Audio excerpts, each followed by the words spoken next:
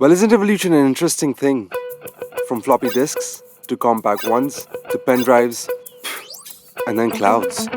Us from apes and apes from God knows where. But what I'm really thrilled about is this, the cycle. But this is an electric cycle. It wasn't till yesterday. But today, it is. In fact, it never was. I made it myself. D.I.Y. Well, the installation's DIY.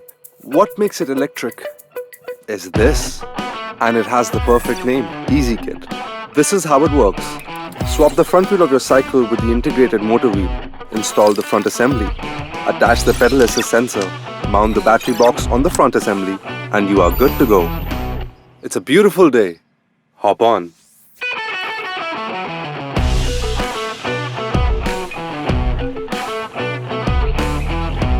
First up, we have what is called the pedal assist mode, where the sensor calculates the effort I put in and sends that information to the controller, which gives me the extra boost of energy that I require.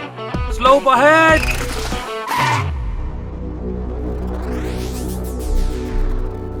No problem. In fact, the EasyKit has 5 different levels of pedal assist. Think of it as a gym cycle where you can control the amount of effort you want to put in. So it's also great for the lovely belly fat you want to work on. Ride it easy with pedal assist or ride it like a moped on throttle mode. The choice is yours. Your office is 10 kilometers away from where you live? No problem.